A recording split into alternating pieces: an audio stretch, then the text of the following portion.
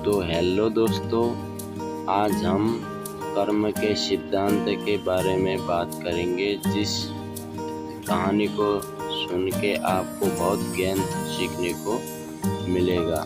तो दोस्तों चलो स्टार्ट करते हैं और वीडियो में पूरा बने रहना।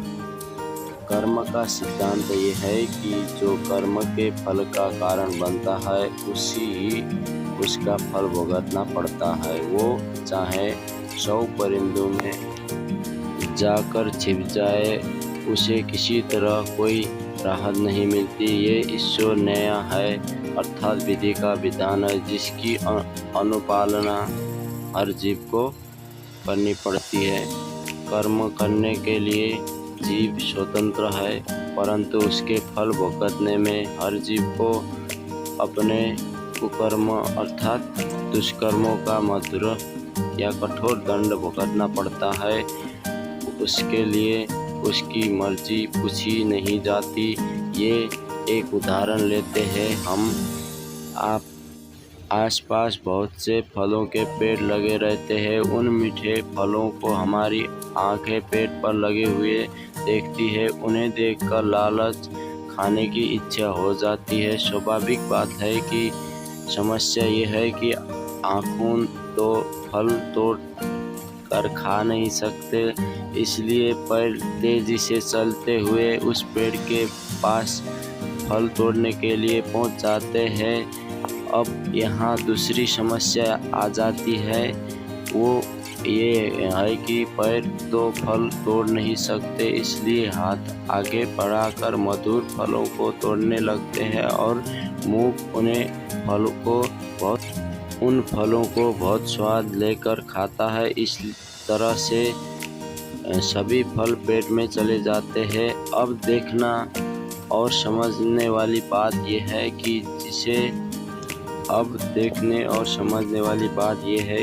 जिसने फल देखा वो फल तोड़ने गया नहीं। जो फल तोड़ने काम कर रहा था वो गया, पर उसने फल तोड़ा नहीं। जिसने फल तोड़ा उसने खाया नहीं, और जिसने फल खाया उसके अपने पास रखा नहीं, क्योंकि ये तो उसी पेट में चला गया था। अब यहाँ एक नई बात आती है। उन पेड़ों की रखवाली करने वाले मालिक ने जब ये दृश्य देखा तो उसे बहुत क्रोध आया। वो फल तोड़ने वाले की पीठ पर डंडे बरसने लगे। डंडे उसी की पीठ पर पड़े जिसको कोई गलती नहीं थी, लेकिन जब डंडे पीठ पर पड़े तब आंसू उसी आँख में से आया जिसने सबसे पहले मीठे फलों को देखा और बिना मालिक से पूछे तोड़कर खाने की इच्छा व्यक्ति की थी।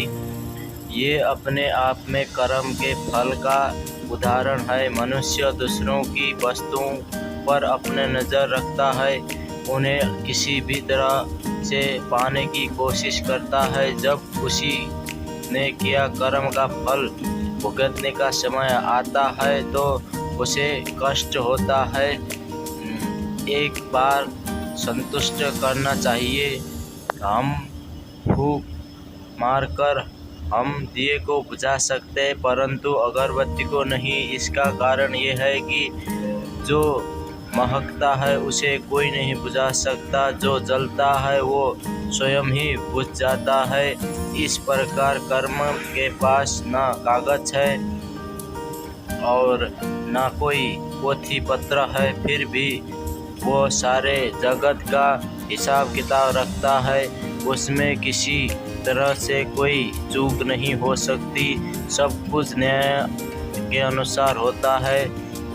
तो जिस व्यक्ति को भगवान और उसके न्याय पर अटूट विश्वास होता है, उस व्यक्ति को संसार की कोई भी फैसला या बेचैनी नहीं हो सकती। वो हर परिस्थिति में ये सोचता है कि इनमें से भी ईश्वर मेरे लिए कुछ बेहतर ही कर रहा है।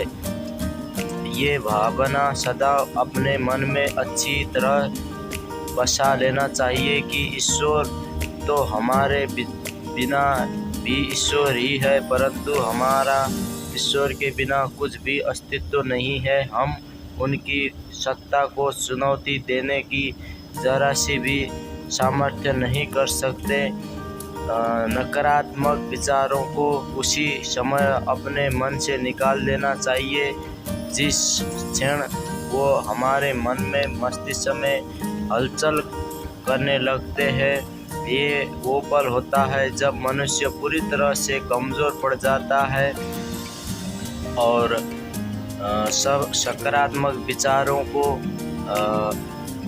सत्यपूर्वक अपने मन में स्थान देना चाहिए।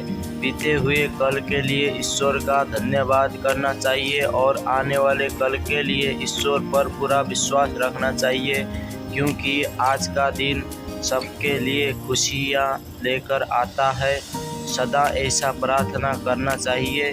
तो दोस्तों, जो समय बीत गया है, जो करणीय अकरणीय कर्म हमसे हो चुके हैं, उन्हें बदला नहीं जा सकता, लेकिन मनुष्य चेत जाए तब से उसे अपने कर्मों को ध्यान में रखना चाहिए। तो दोस्तों, ये वीडियो आपको कैसी लगी?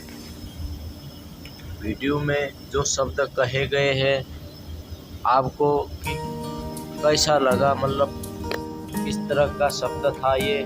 कर्म का सिद्धांत के बारे में हमने जो बताया, क्या यह सत्य है? क्या भगवान के ऊपर विश्वास रखना चाहिए? कमेंट करके